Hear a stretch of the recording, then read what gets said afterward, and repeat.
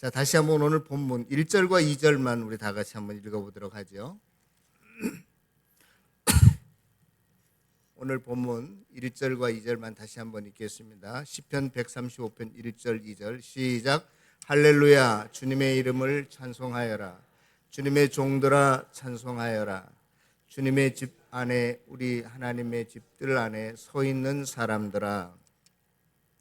제가 지난 주일에 시편 134편을 설교하면서 이분들이 낮에뿐만이 아니라 언제도 주님을 찬양한다고요, 송축한다고요, 밤에도, 또 성전 안에서뿐만이 아니라 성전 밖에서도 주님을 송축한다, 이러한 말씀을 드렸어요. 오늘 특별히 우리가 한번 생각해 볼 것은, 다시 한번 2절을 띄워주시겠습니까? 이제 성전 뜰에서 하나님을 찬양하는데 어떻게 하고 있는 사람들인지 시작. 집 안에, 우리 하나님의 집들 안에 서 있는 사람들아. 서 있는 사람들이 과연 뭘까라고 하는 생각입니다. 이 서 있다라고 하는 낱말은 히브리어 어근을 살펴보면 아다라고 하는 낱말인데, 지탱하다, 서 있다, 버티다, 그러한 뜻이 있어요. 그런데 이 아마드라고 하는 이 단어는 성경에 여러 용례가 있습니다. 사용하는 똑같은 단어라도 여러 방법으로 사용되어지고 있는데, 예를 들어서 우리가 바로 앞에 서 있다 그러면 바로에게 저항하다, 대항하다, 뭐 이런 뜻으로도 쓰이고요. 또 우리가 아브라함 앞에 서 있다라고 하는 것은 상대를 존경하고 경배한다, 그러한 의미로도 쓰고요. 오늘 본문에서 서 있다라고 할 때는 문맥적으로 살펴봐야 되는데, 여러분들 지금부터 3,500년 전에 이동수단은 무엇일 것 같아요? 물론 왕이나 귀족들은 마차나 말을 타고 다녔을 수도 있어요. 가마를 타고 다닐 수 있어요. 그러나 대부분 많은 사람들의 이동수단은 자기 발로 걸어 다니는 겁니다. 그런데 지금 여기에서 성전 뜰 안에 서 있다라고 하는 것은 아무 일도 안 하고 그냥 가만히 있는 상태를 의미해요. 어떤 의미에서? 방관자적인 입장이죠. 구경꾼적인 입장입니다. 우리가 방관자 하면은 그러기 때문에 좀 부정적인 이미지가 우리에게 있는데요. 좋은 그런 뉘앙스는 아닌 것 같아요. 여러분들 많은 분들이 아실 수도 있겠어요. 1964년 3월 13일에 새벽 3시 15분에 뉴욕의 어느 아파트 골목에 제노비스라고 하는 그 여인이 강도를 만나서 사투를 벌이게 됩니다. 비명소리가 들리고 유리창이 깨지는 소리가 들리니까 새벽이지만 모든 잠자던 사람들이 깨어나서 이 집 저 집 불을 켜요. 그리고 그 광경을 봅니다. 그런데 오전 새벽 3시 15분부터 50분까지 약 35분 동안 이 강도에게 그 난자를 당하면서 죽어가는데도 아무도 그 광경을, 그 사건을 경찰서에 신고한 사람이 한 사람도 없었어요. 그래서 그 후에 이 사건이 신문에 대서특별히 되고, 그래서 심리학자들이 왜 그랬는가라고 조사해 보았어요. 그랬더니 사람들은 위기 상황을 당했을 때 옆에 사람들이, 목격하는 사람들이 많으면 많을수록 내가 거기에 대한 책임감이 감소되고 분산된다는 거예요. 그러한 연구 결과를 발표했어요. 그러면서 한 실험을 했습니다. 갑자기 간질이 찾아오는, 경련이 찾아오는 환자를 한 명씩 쭉 방에 넣고, 어떤 방에는 1대1로 만나서 이야기하게 하고, 어떤 방에는 그 환자 한 사람과 2명이서 이야기하게 하고, 어떤 방에는 환자 한 사람하고 3명이 들어가서 각각 이야기를 하게 합니다. 그런데 갑자기 경련 환자가 거품을 흘리면서 쓰러지게 되니까 한 명 1대1로 만나서 대화하던 사람은 깜짝 놀라가지고 81%가 나와서 그 위기 상황을 보고해요. 그런데 2명이 들어간 그룹에서는 64%밖에 나와서 그 상황을 리포트하지 않습니다. 그 다음에 3명이 들어간 사람은 31%밖에 나와서 그 상황을 보고하지 않아요. 그러면서 그 심리학자 2사람이 그 실험 결과를, 실험 집단을 통계치를 내고 이야기하면서 그런 거예요. 우리가 방관하는 사람이 숫자가 많으면 많을수록 그 자기에 대한 책임감은 줄어든다는 것입니다. 그것을 실험적으로 확증해 보인 것이죠. 그 키티 제노비스라고 하는 여인이 강도에게 무참히 칼에 의해서 린치를 당하고 난자를 당할 때 앞집 옆집 모든 사람들이 서로 그 창가에 불이 켜지고 목격하는 것을 서로가 다 봤어요. 그 목격한 사람이 장장 38명이나 되었습니다. 그런데 38명이 단 한 사람도 이 위기 상황을 경찰서에 보고하지 않은 거예요. 알리지 않는 거예요. 그래서 그 심리학자들은 이러한 것을 방관자 효과다, 아니면 그 여인의 이름을 따서 제노비스 신드롬, 제노비스 증후군이라 이렇게 이름을 붙였습니다. 그런데요, 이러한 방관자 효과는 참 신앙인의 모습 속에서 역설적으로 이러한 것들이 우리에게 나타나야 된다 하는 이야기를 제가 오늘 본문을 통해서 여러분들에게 하고 싶은 거예요. 어찌 보면 방관자 효과라는 것은 우리에게 있어서는 안 될 그러한 요소잖아요. 그런데도 불구하고 우리 신앙생활에 있어서 방관자 효과가 나타나지 않는 신앙은 참 신앙인이 아니다, 이러한 역설적인 이야기를 제가 오늘 여러분들에게 하고 싶습니다. 오늘 시편 135편 본문에 보면 지금 성전뜰에 어떻게 하고 있는 자들아 찬양하라, 서 있는 자들아 찬양하라, 이렇게 말하고 있어요. 이 서 있는 사람은 그 다음 절에 보면 하나님께서 특별한 소유로 선택받은 사람들로, 하나님께서 보물 같은 사람들로, 또 어떤 의미에서 하나님을 믿는 사람들을 의미하는 것이죠. 이스라엘 사람들은 1년에 3번 정도 명절에는 꼭 남자 성인이라면 예루살렘에 있는 성전에 와서 어떻게 했어요? 예배를 드렸어요. 찬양을 했습니다. 노래했습니다. 그런데 나머지 수많은 날들, 1년에 3차례 말고 365일 중에서 360일이 넘는 그 날들을 우리가 어떻게 보내야 할 것이냐, 이 말이에요. 우리의 실제의 삶 속에서 모든 신들보다 위대한 신이라고 고백하면서 살아가는 것, 그것이 우리 교회 울타리 안에서뿐만이 아니라 삶 공부할 때뿐만이 아니라 예배 시간만이 아니라 우리의 실제적인 삶의 현장에서 나의 하나님은 위대한 하나님이야 라고 고백할 수 있는 것은 무엇 때문에 그렇게 할 수 있느냐, 이 말이죠. 우리의 모든 실제 삶 속에서 지난 주일에 설교와 연장선상에서 여러분들에게 말씀을 드린다면, 내 가정생활 속에서 날마다 애들하고 지지고 볶고 내 남편과 내 아내의 관계 속에서, 또 다람쥐 쳇바퀴 돌듯 하는 이 직장생활 속에서 우리가 어떻게 해야 될 것인가, 우리가 학교생활 속에서 과연 하나님의 손길을 경험하고 또한 그 하나님의 능력을 느끼고 살고 있는가 하는 문제예요. 여러분, 정말로 우리의 실제 삶 속에서 하나님의 그 능력을, 하나님의 임재하심을 여러분들이 우리가 느끼고 살고 있나요?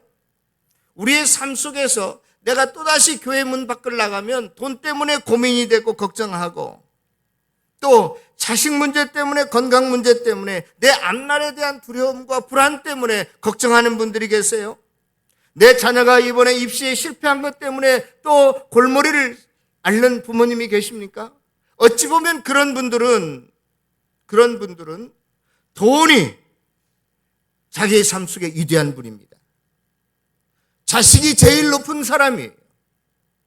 건강이 어떤 면에서 제일인 것이죠. 자식이 대학에 입시에 실패한 것 때문에 힘들어하는 사람들, 어떠한 의미에서 인생의 목표를 말이에요, 학력에 경력에 두고 살아가는 사람들이 아닌지 스스로 한번 살펴볼 필요가 있어요. 내가 취직되지 않는 문제 때문에 걱정하는 사람은, 그 사람은 분명히 인생의 제일의 목표를 취직에 두고 있는 사람인 것이 분명할 것입니다.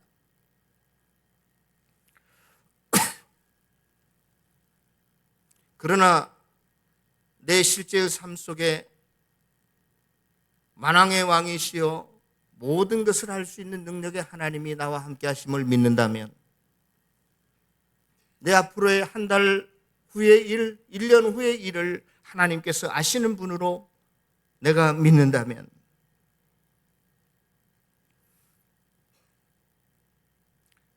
내 삶 속에서 우리가 결코 불안이나 분쟁이나 두려움이, 근심이, 걱정이 있을 수 없다고 생각합니다. 그러한 문제 때문에 근심하고 걱정하고 불안에 떨면 우리는 하나님을 믿지 않는 사람들입니다. 하나님이 내 삶 속에 계시지 않는 사람들입니다. 하나님이 내 삶 속에 계시지 않는 사람은 뭘 해도 불안하고 걱정스럽고 또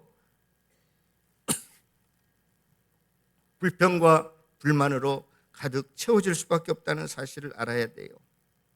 오늘 본문 속에서 시인은 무엇을 노래하고 찬양하고 있냐면, 저와 여러분들이 읽은 그 뒷부분에 보면 애굽에서 우리를 건져내신 하나님을 찬양합니다. 광야 생활 40년 동안에 풀 한 폭이 나지 않고 물 한 모금 얻을 수 없는 곳에서 그들은 굶주리지 않고 살아간 것을 감사하나이다. 하나님께서 약속하신 땅에 모든 왕들을 물리쳐 주심을 찬양하고 노래합니다. 그러한 내용이에요. 여러분, 지금부터 이 시인이 쓰고 있는 그 당시에 세계 제1의 강대국은 애굽이었습니다. 이집트였어요. 오늘날로 말할 것 같으면 미국과 같은 나라가 애굽이었는데, 그 애굽에서 조그마한 소수의 이스라엘 민족들, 그것도 거기에서 무슨 고관 대장 노릇을 하면서 생활했던 게 아니라 430년 동안 노예 생활하면서 했던 그들을 구출해내신 하나님. 오늘날로 이야기할 것 같으면 너희들이 지금 핵무기가 없느냐? 너희들이 무슨 전략무기가 없느냐? 하나님이 우리와 함께 하신다면, 이 나라와 민족과 함께 하신다면, 우리 교회와 가정과 나와 함께 하신다면 그것이 아무 문제 되지 않는다는 이야기를 하고 있는 것입니다. 아직도 내가 가진 돈의 분량 때문에, 내가 가방끈이 짧은 것 때문에 여러분들이 불안해하고 걱정하고 염려하고 계십니까? 그러지 말라는 거예요, 하나님께서. 하나님 앞에 서 있는 자들은 그저 모든 삶 속에서 개입하신 그 하나님의 전능하심을 믿고 살아가게 되면 오직 주님만을 찬송하고 감사하고 노래할 뿐이라는 이야기를 오늘 본문에서 하고 있는 것입니다.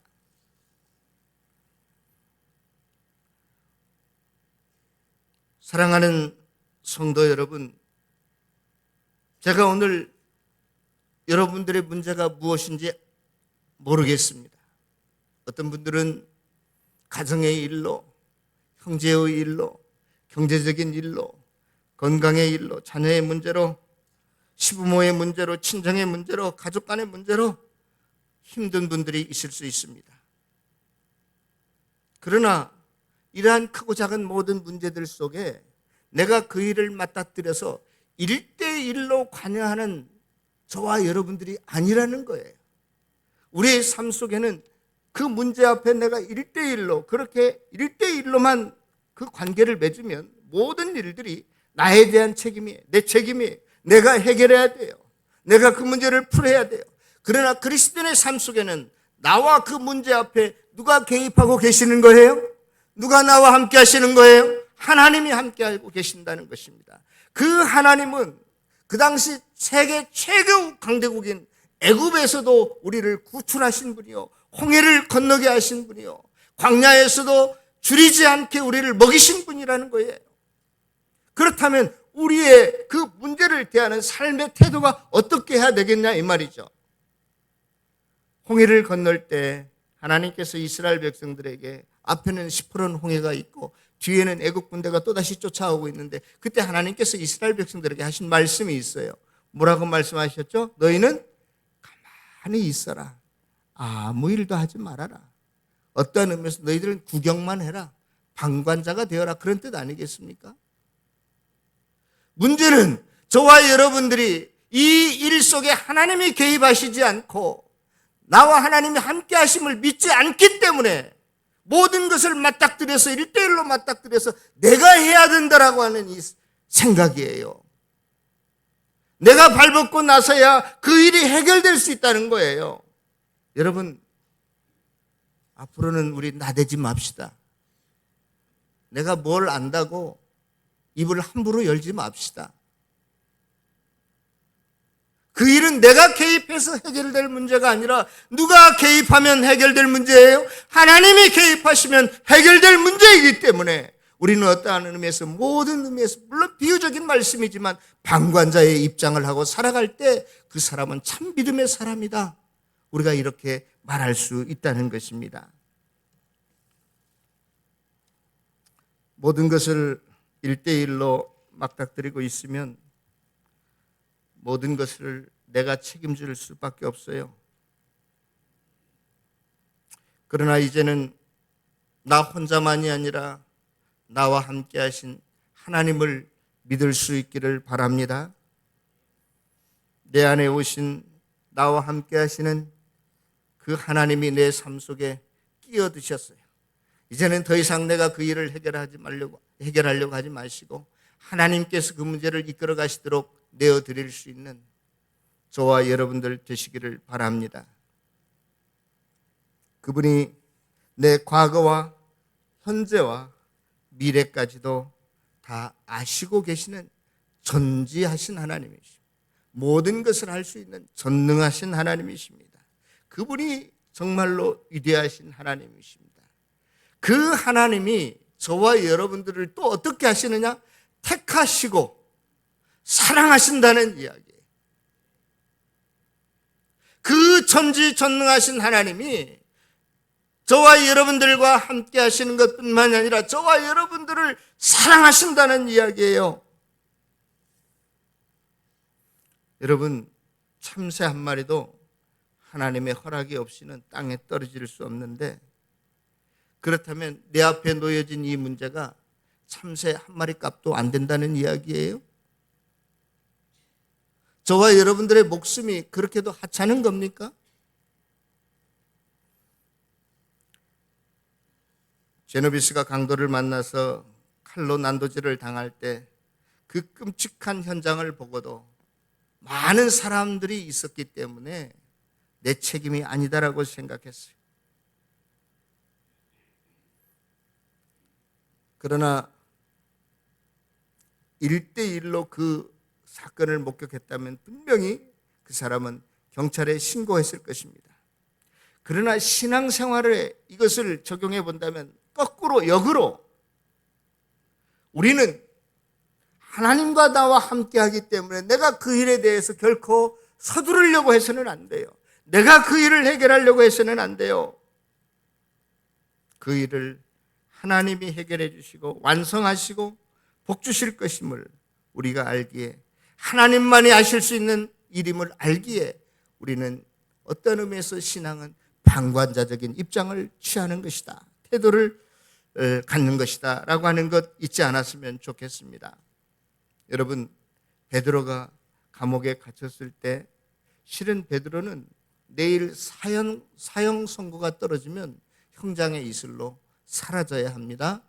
저와 여러분들이 지금 베드로가 되어서 감옥에 갇혔다고 생각합시다. 내일 내 목숨이 떨어져 나갈지 붙어있을지 아무도 몰라요. 이러한 위기의 상황 속에서 여러분들이 어떻게 해야 되겠습니까? 저는 제일 먼저요, 돈 빌려준 사람 오영아 돈 받아라 그렇게 메모해 놓을 수도 있어요. 내 시집 안 간 딸 아들들에게 야 내가 사랑했다 아빠가 그런 이야기 할 수 있어요. 우리가 죽음의 직전에 할 수 있는 게 뭐예요? 지금요 어떤 신경이 예민한 분들은 잠자리 장소만 바꾸어도 잠을 못 주무신다라고 그러는데 이 베드로는 감옥에 들어가서 지금 내일 아침에 내가 목숨이 여기 붙어 있는지 떨어질지도 모르는 상황에서도 얼마나 편안했던지 저처럼 코를 골고 잔 것 같아요.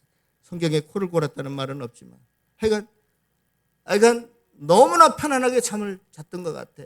그러니까 천사가 와서 옆구리를 발로 찰 정도로 깨웠다니까. 야 일어나라. 이게 안 일어나지니까 천사가 옆구리를 어떻게 해요? 발로 찼다. 이건 성경에 기록되어 있는 거예요. 얼마나 편안했으면 그러한 단잠에, 깊은 잠에 베드로가 빠졌겠어요. 하나님, 내 생명이 내일 아침에 끝난다고 해도 하나님의 뜻인 줄로 압니다. 내가 이 땅에서 더 살아 있어야 된다고 한다면 하나님께서 살리실 줄로 믿습니다. 모든 것을 하나님께 맡겼기 때문에 그는 그러한 편안한 단잠에 빠졌을 거라고 저는 생각합니다. 그런데요, 반대로 신앙을 자기가 어떤 계획을 뭘 설정해 놓고 목표로 뭘 정해 놓고 하나님 와서 이걸 날 도와주세요라고 하는 사람, 이건 이방인들의 기도예요. 이단들이 그렇게 하나님을 이용해 먹습니다. 알라딘의 마술 램프를 문지르면 정령이 나타나서 모든 걸 다 도와주잖아요. 우리가 하나님을 그런 식으로 이용하려고 한다니까요. 써먹으려고 한다니까요. 그러나 하나님의 임재를 경험하고 실제 생활 속에서 하나님과 함께 동행하는 사람은 하나님이 나를 하나님의 마음대로 쓰시도록 나를 하나님께 맡기는 사람입니다. 내가 하기 싫어도 하나님이 원하신다면 그 일을 하는 거예요. 내 경험에 의해서, 내 학식에 의해서 이거 아닌데 그런데도 하나님께서 그거 맞아라고 하면 맞는 걸로 여기는 게 신앙인이에요. 여러분, 그러나 우리의 삶 속에서 우리는 항상 갈등합니다. 그렇지, 이제 나도 하나님이 나와 함께 하심으로 모든 것을 좀 여유롭게, 좀 마음의 넉넉함을 가지고 살아가야 되겠지 해도 또 뒤돌아서면 걱정이 돼요, 안 돼요? 걱정이 되는 게 이게 저와 여러분들의 삶이에요.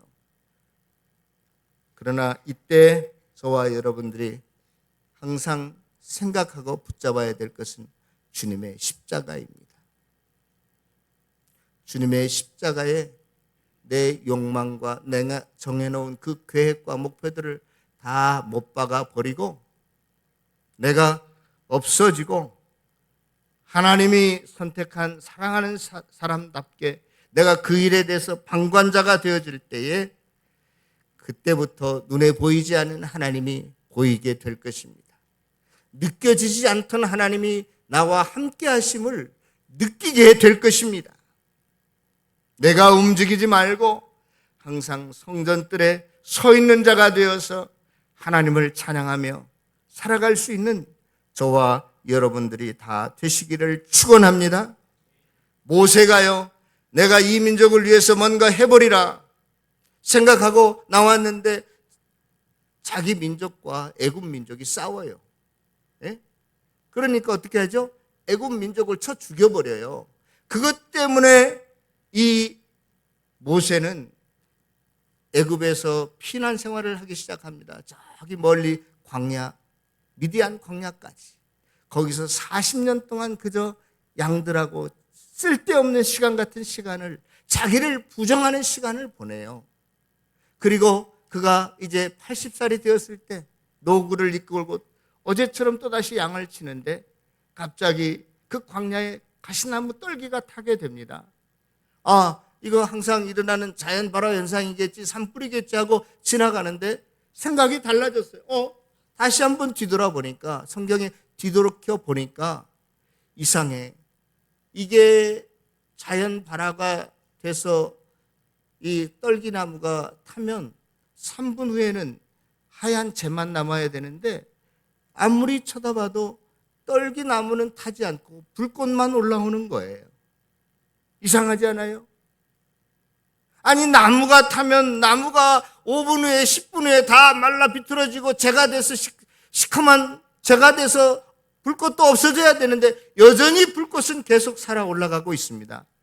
그것은 하나님께서 그때 단 한 말씀도 안 하시고 시각적인 메시지를 모세에게 보여주신 거예요. 모세야, 봐라, 이거 나무가 타고 있냐 아니면 뭐가 타고 있냐, 이건 하나님의 불이야. 네가 40년 전에는 네 힘으로 네 민족을 해방시켜 보려고 노력했지만 실패해버리고 끝나고 말았지. 그러나 앞으로 네가 내 일을 할 때는 너의 힘과 기술로 하는 것이 아니라, 너의 경험으로 하는 것이 아니라, 너의 학식으로 하는 것이 아니라 나의 힘, 하나님의 힘, 하나님의 불꽃으로 하는 거야. 그걸 가르쳐 주잖아요. 그 다음부터 모세는 더 이상 자기의 힘과 기술을, 잔꾀를 이용하지 않았습니다.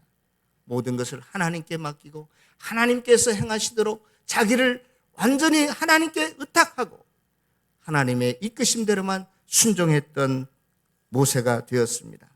사랑하는 성도 여러분, 저와 여러분들을 하나님께서 이렇게 함께 하시기 위해서, 또한 하나님의 살아계심과 역사하심의 증거를 보여주시기 위해서 택하셨어요. 그리고 사랑하셨습니다. 이제는 더 이상 내 힘과 내 능력으로 살아가려고 하는 자들이 아니라 하나님의 능력과 하나님의 권능과 하나님의 지혜로 이 땅을 승리하며 살아가는 복된 성도들이 다 되시기를 주의 이름으로 축원합니다.